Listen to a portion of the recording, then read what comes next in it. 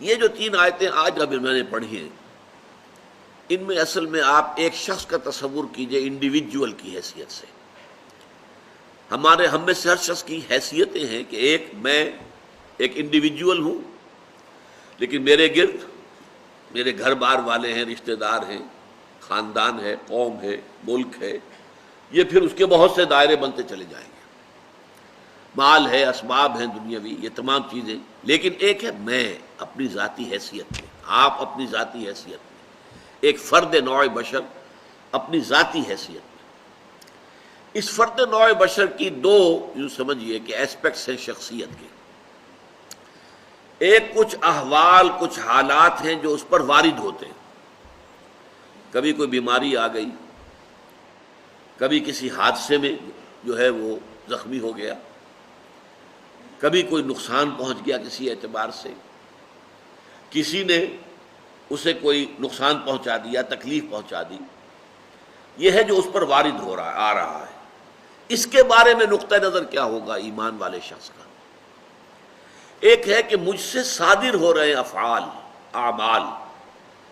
میرا ہاتھ ہے کچھ کر رہا ہے، میرے پاؤں ہیں مجھے لے کر چل رہے ہیں، میری آنکھیں ہیں وہ دیکھ رہی ہیں.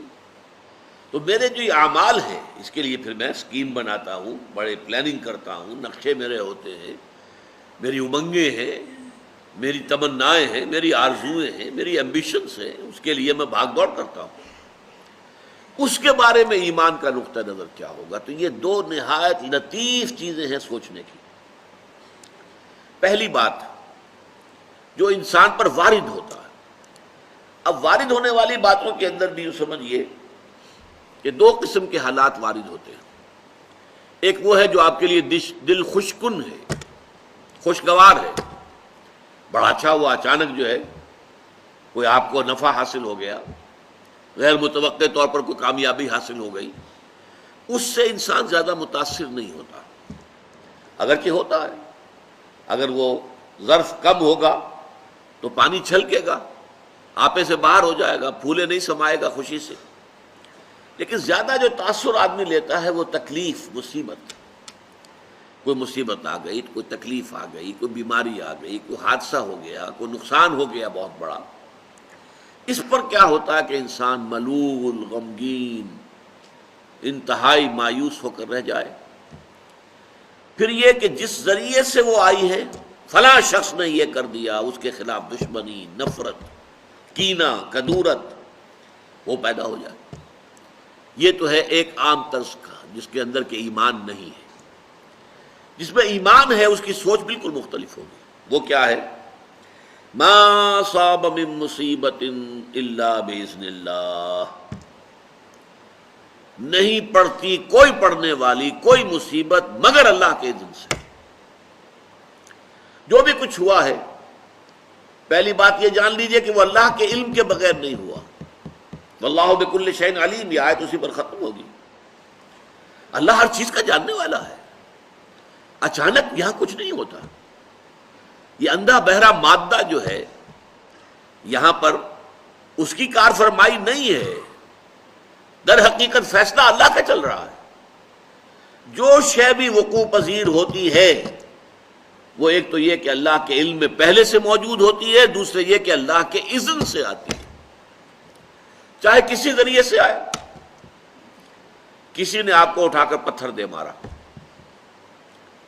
اس نے پتھر پھینکا آپ کی طرف، یہ اس کا کام تھا، یہ اس کا عمل تھا. اگر اللہ نہ چاہتا یہ پتھر آپ کو نہ لگتا. آپ کو لگا ہے تو یقیناً اذن رب سے لگا ہے. اب انسان اگر سوچے، میں یہ بھی کہہ سکتا ہوں کہ یہ پتھر مجھ نے مجھے مارا، اور میں یہ بھی کہہ سکتا ہوں کہ اللہ کی طرف سے آیا. اب سوچ سے نقطہ نظر میں کتنی بڑی تبدیلی آ جائے گی. پہلے نتیجے میں غصہ، انتقام، غضب یہ پیدا ہوگا اس شخص کے خلاف، اور دوسرے نتیجے میں یہ کہ ٹھیک ہے اللہ کی طرف سے ہے، جو اللہ نے چاہا وہ ہو گیا. فلاں نے یہ کر دیا، فلاں نے یہ کر دیا، فلاں نے مجھے اس تکلیف میں ڈال دیا، فلاں کی وجہ سے مجھے یہ نقصان ہو گیا. ان سارے سے برو کشیر سے پیچا کہ ہست و بود مرا، چے اقدہا کے مقام رضا کشود مرا. اللہ کی طرف سے آئی ہے، میں راضی ہوں، میں مطمئن ہوں، میرے رب کی طرف سے ہے، جو کچھ ہے من جانب اللہ ہے۔ ما اصاب من مصیبت الا باذن اللہ، نہیں پڑتی کوئی پڑنے والی کوئی مصیبت کوئی تکلیف مگر اللہ کے اذن سے، اللہ کے اذن کے بغیر پتہ تک نہیں ہلتا یہاں پر۔ اس بات کو یقین کے درجے میں جان لیجیے، اللہ کے اذن کے بغیر اس کائنات میں پتہ تک نہیں ہل سکتا۔ وہ تصور خدا ہم جا کے پڑھیں گے تفصیل سے سورہ حدید میں، کہ بس ہاں ایک کریٹر تھا، کریٹ کر کے علیحدہ ہو کر بیٹھ گیا، نہیں، اس نے پیدا کیا ہے، ثم استوى علی العرش، پھر تخت حکومت کے اوپر بیٹھا ہے، اور یدبر الامر من السماء الى الارض، وہ تدبیر کر رہا ہے امر کی، وہ فعال وہ ہے، لا فاعل فی الحقیقت الا اللہ، فاعل حقیقی اللہ ہے۔ تو ما اصاب من مصیبت الا باذن اللہ ومن یؤمن باللہ یہد قلبہ، اور جو اللہ پر ایمان رکھتا ہو، یہ ہے وہ ثمرات ایمانی کا تذکرہ، اللہ اس کے دل کو ہدایت دے دیتا ہے۔ ہدایت کس بات کی؟ تسلیم و رضا کی۔ سر تسلیم خم ہے جو مزاج یار میں آئے، اے اللہ اگر تیرے لیے تیرے حکم سے یہی تھا کہ میرا بچہ فوت ہو جائے، میں مطمئن ہوں، تو نے لیا تھا، تو نے لے لیا، اس پر صدمہ کاہے کا؟ کوئی اس میں بھی خیر ہوگی، کوئی بھلائی اس میں بھی مضمر ہوگی، ہم نہیں دیکھ سکتے، تو دیکھتا ہے، ہم نہیں جان سکتے، تو جانتا ہے، ہمیں علم نہیں ہے، تجھے علم حاصل ہے۔ انک تعلم ولا نعلم وتقدر ولا نقدر، بیدک الخیر، تیرے ہاتھ میں خیر ہی خیر ہے، جو تیری طرف سے آیا خیر ہے۔ تو یہ جو راضی برضائے رب رہنا ہے، یہ ایمان حقیقی کا ثمرہ اول ہے۔ شکوہ شکایت، یہ کیوں ہو گیا، یہ کیسے ہو گیا، یہ اس نے کر دیا، یہ اس نے کر دیا، یہ نہیں، اس سب سے انسان نکل جاتا ہے، علیحدہ ہو کر بیٹھ جاتا ہے۔ جیسے کہ ایک چٹان ہوتی ہے کہ آندھی چل رہی ہے اور تیز جھکڑ، چٹان کو کوئی پرواہ نہیں ہے اس کی اپنی شخصیت جو ہے، اس کے اندر اس کا قلب جو ہے مطمئن ہے۔ یا ایتھا النفس المطمئنہ ارجعی الی ربک راضیۃ مرضیہ، جو آیا جو گیا، جو ملا جو چھن گیا، کامیابی ہو گئی ناکامی ہو گئی، ٹھیک ہے، دنیا کے اندر اونچ نیچ چلتی رہتی ہے، لیکن انسان کی اندرونی شخصیت جو ہے متاثر نہ ہو۔